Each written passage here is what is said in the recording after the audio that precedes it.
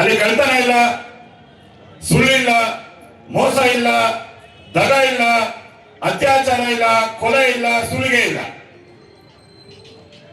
ಕಳ್ಳತನ ಇಲ್ಲ ಅಂತ ಕೇಳಿದ್ರೆ ಇವತ್ತು ಈ ಶೋಭಾಯಾತ್ರೆಗೆ ಬಂದಿರತಕ್ಕಂಥ ತಾಯಂದಿರು ಒಂದ್ಸಲ ಕೇಳಿ, ಮನೆಯಿಂದ ಒಂದು 50 ಮೀಟರ್ ವಾಪಸ್ ಈ ಶೋಭಾಯಾತ್ರೆಗೆ ಬರ್ತಾರಂತ ಶೋಭಾಯಾತ್ರೆಗೆ ಆ ಶೋಭಾಯಾತ್ರೆಗೆ ಬರ್ತಾ ಇದ್ದೀನಿ ಅಂತ ಗೊತ್ತಿದ್ರು ಸಹ 50 ಮೀಟರ್ ಬಂದಾದ್ಮೇಲೆ ಮತ್ತೊಂದ್ಸಲ ಹೋಗಿ ಮನೆಯ ಬೀಗವನ್ನು ಎಳೆದು ನೋಡಿರುವಂತ ಎಷ್ಟು ಜನ ತಾಯಂದಿರು ಇವತ್ತು ಇಲ್ಲಿ ಕೂತಿದ್ದಾರೆ ಅಂತ ಬಿಟ್ಟು ನಾನು ಹೇಳಕ್ಕೆ ಇಚ್ಛೆ ಪಡ್ತೇನೆ. ಯಾಕೆ ಅಂತ ಇವತ್ತು ಆ ರೀತಿ ಆಗೋಗಿದೆ. ಯುದ್ಧದ ಕಲ್ಪನೆ ಅಂತ ಕೇಳಿದ್ರೆ ಬೆಳಿಗ್ಗೆ ಎದ್ದು ಪಾಂಚಜನ್ಯವನ್ನು ಓದಿದ ನಂತರ ಯುದ್ಧ ಪ್ರಾರಂಭ ಆಗ್ತಿತ್ತು. ಯುದ್ಧ ಪ್ರಾರಂಭವಾದ ನಂತರ ಸೈನಿಕರು ರಾಜರುಗಳೆಲ್ಲ ಹೋರಾಟವನ್ನ ಮಾಡ್ತಿದ್ರು. ಸಂಜೆ ಸೂರ್ಯ ಮುಳುಗುವಂತ ಸಂದರ್ಭದಲ್ಲಿ ಮತ್ತೊಂದು ಪಾಂಚಜನ್ಯ ಊದುವಂತ ಸಂದರ್ಭದಲ್ಲಿ ಆ ಇಬ್ರು ಸೈನಿಕರು ಒಟ್ಟಿಗೆ ಕೂತ್ಕೊಂಡು ಮಾತಾಡ್ತಿದ್ರು. ಅದಾದ ನಂತರ ಮತ್ತೆ ಮಾರನೇ ದಿವಸ ಬೆಳಿಗ್ಗೆ ಯುದ್ಧ. ಆ ರೀತಿಯಾದಂತಹ ಒಂದು ಯುದ್ಧದ ಕಲ್ಪನೆ ಇದೆ. ಆ ರಾಮರಾಜ್ಯದಲ್ಲಿ ಅದೆಲ್ಲ ಇತ್ತು. ವಿಶ್ವಗುರು ಅಂತ ಕೇಳಿದ್ರೆ ಇಡೀ ವಿಶ್ವಕ್ಕೆ ಭಾರತ ದೇಶ ಮಾರ್ಗದರ್ಶನವನ್ನು ಮಾಡಿತ್ತು. ಗುರುವಾಗಿತ್ತು ಭಾರತ. ಆ ಗುರುವಾಗಿದ್ದಂತ ಭಾರತ ಇವತ್ತಿನ ಮಟ್ಟದಲ್ಲಿ ಯಾವ ರೀತಿ ಅಂತ ಯೋಚನೆಯನ್ನು ಮಾಡಬೇಕು. ಇಡೀ ಜಗತ್ತಿಗೆ ಜಗಜ್ಜನನಿಯಾಗಿದ್ದು ಬೆಳಕನ್ನು ಕೊಡ್ತಕ್ಕಂತಹ ದೇಶ ಭಾರತ ದೇಶ. ಆಧ್ಯಾತ್ಮಿಕ ಯೋಗ ಇದನ್ನ ಕೊಟ್ಟಂತಹ ಇಡೀ ಪ್ರಪಂಚಕ್ಕೆ ಕೊಟ್ಟಂತಹ ದೇಶ ಅಂದ್ರೆ ಜಗಜ್ಜನನಿಯಾಗಿದ್ದಂತಹ ಭಾರತ. ಇವತ್ತು ಭಾರತದ ಪರಿಸ್ಥಿತಿ ಯಾವ ತರ ಇದೆ ಅಂತ ಯೋಚನೆಯನ್ನು ಮಾಡಬೇಕು. ಪ್ರಪಂಚದ ಯಾವುದೇ ದೇಶಗಳಿಗೆ ಹೋಗುವಂತ ಸಂದರ್ಭದಲ್ಲಿ ಭಾರತದ ಮಾರ್ಗದರ್ಶನ ಮಾಡುವಂತರು ಜಗಜ್ಜನನಿಯಾಗಿ ಬಿಂಬಿಸುವಂತಹ ವ್ಯಕ್ತಿಗಳು ಯಾರು ಸಹ ಖಡ್ಗವನ್ನ ಬಂದೂಕನ್ನು ಇಟ್ಕೊಂಡು ಹೋಗಿಲ್ಲ. ಹೋಗಿದ್ದೇನು ಅಂತ ಬಿಟ್ಟು ಅಂತ ಕೇಳಿದ್ರೆ ಗಣಪತಿ ಮೂರ್ತಿ ಮತ್ತು ತಾನು ಪೂಜೆ ಮಾಡೋದಕ್ಕೋಸ್ಕರ ಶಿವನ ಮೂರ್ತಿ ರಾಮನ ಮೂರ್ತಿ ಅಂತ ತಗೊಂಡೋಗಿದ್ರು. ಇವತ್ತು ಪ್ರಪಂಚದ ಬೇರೆ ಬೇರೆ ದೇಶಗಳಲ್ಲಿ ಸಿಗುವಂತ ಯಾವ್ದಾದ್ರು ಮೂರ್ತಿ 50 ಅಡಿ 100 ಅಡಿ ಕೆಳಗಡೆ ಇತ್ತು ಅಂತ ಯಾವ್ದು ಅಂತ ಬಿಟ್ಟು ಅಂತ ಕೇಳಿದ್ರೆ ಇಲ್ಲಿಂದ ತಗೊಂಡೋಗಿರ್ತಕ್ಕಂಥ ಮೂರ್ತಿಯನ್ನು ಪೂಜೆ ಮಾಡಿರ್ತಕ್ಕಂತಹ ಆ ಮೂರ್ತಿಗಳು ಇವತ್ತಿಗೂ ಸಿಗುತ್ತೆ ಅಂತ ಬಿಟ್ಟು ಅಂತ ಕೇಳಿದ್ರೆ ಭಾರತ ದೇಶದ ಪರಂಪರೆ ಭಾರತ ದೇಶದ ಇತಿಹಾಸ ಏನು ಅಂತ ಬಿಟ್ಟು ನಾವು ಯೋಚನೆಯನ್ನು ಮಾಡಬೇಕು. ಆ ಯೋಚನೆಗಳು ಆಲೋಚನೆಗಳು ಅತ್ಯಂತ ಸದೃಢವಾಗಿರ್ಬೇಕು ಅಂತ ಬಿಟ್ಟು ರಾಮರಾಜ್ಯವಾಗಿದ್ದಂತ ಭಾರತ, ವಿಶ್ವಗುರುವಾಗಿದ್ದಂತ ಭಾರತ, ಜಗಜ್ಜನನಿಯಾಗಿದ್ದಂತ ಭಾರತ ಯಾವ ಕಾರಣಕ್ಕಾಗಿ ಈ ರೀತಿ ಆಯ್ತು ಅಂತ ಬಿಟ್ಟಂತ ಕೇಳಿದ್ರೆ ನಮಗೆ ಸಿಗುವಂತ ಉತ್ತರ ಏನು ಅಂತ ಬಿಟ್ಟಂತ ಕೇಳಿದ್ರೆ ಈ ಪುಣ್ಯ ನೆಲದ ಮೇಲೆ ಇಸ್ಲಾಂ ಅನ್ನೋದು ಯಾವಾಗ ಕಾಲಿಡ್ತೋ ಆಗ ಈ ಸಂಪೂರ್ಣವಾದಂತ ರಾಮರಾಜ್ಯ ನಶಿಸಿ ಹೋಯಿತು. ಯುದ್ಧದ ಕಲ್ಪನೆ ಅಂತ ಬಿಟ್ಟಂತ ಹೇಳಿದ್ರೆ ನಾನು ಆ ಯುದ್ಧದ ಕಲ್ಪನೆಯಲ್ಲಿ ಯಾವಾಗ ಈ ಮೊಘಲರುಗಳು ಮುಸಲ್ಮಾನರುಗಳು ಈ ನಮ್ಮ ದೇಶದ ಮೇಲೆ ದಾಳಿಯನ್ನ ಮಾಡಿದ್ರು, ಆ ದಾಳಿಯನ್ನು ಮಾಡಿದಾಗ ಅವರು ಕೇವಲ ಬೆಳಿಗ್ಗೆ ಅಲ್ಲ ರಾತ್ರಿ ರಾಜ ಎಲ್ಲಿ ಮಲಗಿರ್ತಾನೆ ಅವನ ಕೊಠಡಿಗೆ ಹೋಗಿ ಅವನನ್ನು ಕೊಂದು ರಾಜ್ಯವನ್ನು ಪಡ್ಕೊಳ್ತಿದ್ರು. ಅದಾದ ನಂತರ ಆ ರಾಣಿಯರು ಮತ್ತು ಅರಮನೆಯಲ್ಲಿದ್ದಂತವರನ್ನ ಆ ಹೆಣ್ಣು ಮಕ್ಕಳನ್ನ ತಗೊಂಡೋಗ್ತಿದ್ರು ಮತ್ತು ಅತ್ಯಾಚಾರವನ್ನ ಮಾಡ್ತಿದ್ರು. ನಾನು ಯಾಕೆ ರಾಮರಾಜ್ಯದಲ್ಲಿ ಅತ್ಯಾಚಾರ ಇಲ್ಲ ಅಂತ ಬಿಟ್ಟಂತ ಕೇಳಕ್ಕೆ ಇದೆ. ಎಲ್ಲರ ಸಹೋದರ ಇದ್ರು. ಯಾವಾಗ ಇಸ್ಲಾಂ ಅಂತ ಬಿಟ್ಟಂತ ಈ ದೇಶಕ್ಕೆ ಕಾಲಿಡ್ತು, ಈ ದೇಶದ ಮೇಲೆ ಆಕ್ರಮಣ ಮಾಡಕ್ಕೆ ಬಂದು ಆಗ ಈ ಅತ್ಯಾಚಾರ ಅಂತ ಬಿಟ್ಟಂತ ಹೇಳಿ ಗೊತ್ತಾಯ್ತು. ನನ್ನ ನೆಚ್ಚಿನ ಬಂಧುಗಳೇ, ಕಾರ್ಯಕ್ರಮಕ್ಕೆ ಬಂದಾಗ ಬಹಳ ಸಂತೋಷವಾಯಿತು. ನಿರಂತರವಾಗಿ ಪ್ರತಿ ವರ್ಷ ರಾಮನವಮಿ ಉತ್ಸವವನ್ನು ಶೋಭಾಯಾತ್ರೆ ಮೂಲಕ ವಿಜೃಂಭಣೆಯಿಂದ ನಡೆಸಿಕೊಂಡು ಬರ್ತಿದ್ದೀವಿ.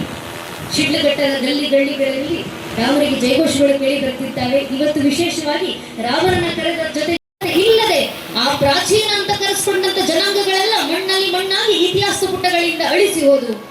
ಆದ್ರೆ ನಮ್ಮ ಸನಾತನ ಹಿಂದೂ ಧರ್ಮದ ಮೇಲೆ 10, 20, 40, 50 ವರ್ಷ ಅಲ್ಲ, ಚರಿತ್ರೆ ಸಾಕ್ಷಿಯಾಗಿ ನಿಂತಿದೆ.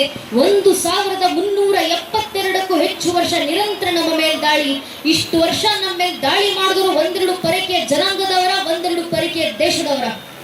ಸ್ವಾಮಿ 1000ಕ್ಕೂ ಹೆಚ್ಚು ವರ್ಷ ಮೊಘಲರು ಬಂದ್ರು, ಅರಬ್ಬರು ಬಂದ್ರು, ಅಫ್ಘಾನರು ಬಂದ್ರು, ಪೋರ್ಚುಗೀಸರು ಬಂದ್ರು, ಡಚ್ಚರು ಬಂದ್ರು, ಫ್ರೆಂಚರು ಬಂದ್ರು, ಇಂಗ್ಲಿಷರು ಬಂದ್ರು, ಶಕರು ಬಂದ್ರು, ಹೂಣರು ಬಂದ್ರು. ಇವರೆಲ್ಲರೂ ಬಂದು ನಮ್ಮ ಮೇಲೆ ದಾಳಿ ಮಾಡಿದ ನಂತರವೂ ಇವತ್ತಿಗೂ ಸನಾತನ ಹಿಂದೂ ಧರ್ಮವಾಗಿ ಜೀವಂತವಾಗಿದೆ. ಜಗತ್ನ 100 ಕೋಟಿಗೂ ಹೆಚ್ಚು ಹಿಂದೂಗಳು ಮನೆಯಲ್ಲೂ ಧರ್ಮಾಚರಣೆ ಮಾಡ್ತೀವಿ. ಆ ರೋಮನರು ಕಟ್ಟಿದಂತ ಸಾಮ್ರಾಜ್ಯಗಳು, ಜೂಲಿಯಸ್ ಸೀಸರ್ ಆಳ್ತಿದ್ದಂತ ಜಾಗದಲ್ಲಿ ಇವತ್ತು ಜೇಡರ ಬಳೆಗಳು ಬಿದ್ದಿದ್ದಾವೆ ಅಂತ ಸ್ವಾಮಿ ವಿವೇಕಾನಂದರು ಅಲ್ಲಿ ವೀಕ್ಷಣೆಗೆ ಹೋದಾಗ ಹೇಳ್ತಾರೆ. ರೋಮನರು ಕಟ್ಟಿದಂತ ಸಾಮ್ರಾಜ್ಯಗಳು ನಶಿಸಿ ಹೋದು. ಭಾರತದಲ್ಲಿ ಕಟ್ಟಿದಂತ ಒಂದು ಸೋಮನಾಥ ಮಂದಿರ ನಾವು ಹಿಂದೂಗಳು 17 ಬಾರಿ ಸೋಮನಾಥ ಮಂದಿರದ ಮೇಲೆ ದಾಳಿ ಆಯ್ತು. 17 ಬಾರಿ ಸೋಮನಾಥ ಮಂದಿರವನ್ನ ಪೂರ್ಣ ಲೂಟಿ ಮಾಡಲಾಯ್ತು. 17 ಬಾರಿ ಸೋಮನಾಥ ಮಂದಿರವನ್ನು ಚಿತ್ರ ಆಗಿಸಿದ್ರು. ನನ್ನ ನಿಮ್ಮ ಪೂರ್ವಿಕರು ಪಟ್ಟು ಬಿಡದೆ 18 ಬಾರಿ ಸೋಮನಾಥ ಮಂದಿರವನ್ನು ಪುನಃ ಪ್ರತಿಷ್ಠಾಪಿಸಿ ಇವತ್ತಿಗೂ ಜೀವಂತವಾಗಿ ಇಟ್ಟಿದ್ದೀವಿ. 20ನೇ ಶತಮಾನದ ಇವತ್ತಿಗೂ ಅಲ್ಲಿ ಘಂಟಾನಾದಗಳು ಜಯಕರಿಸ್ತವೆ.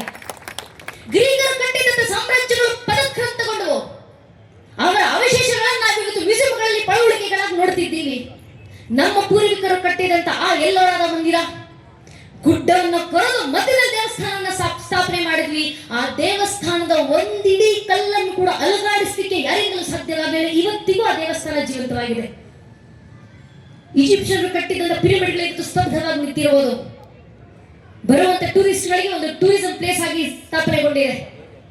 ಅಲ್ಲಿನ ಪೂರ್ವಿಕರ ಆರಾಧನೆಗೆ ಅವರ ಹೆಸರನ್ನು ಹೇಳ್ಕೊಳ್ಳಿಕ್ಕೂ ಈಜಿಪ್ಷಿಯನ್ ಜನಾಂಗದ ಒಬ್ಬ ವ್ಯಕ್ತಿ ಇವತ್ತು ಜಗತ್ತಿನ ಜೀವ ಸಹಿತ ಉಳಿದಿಲ್ಲ. ಈಜಿಪ್ಷಿಯನ್ರು ಮಾಡ್ತಾ ಇದ್ದಂತ ಭಾಷೆ ಇವತ್ತು ಡೆಡ್ ಲ್ಯಾಂಗ್ವೇಜ್ ಅಂತ ಜಗತ್ತು ಪರಿಗಣಿಸುತ್ತೆ.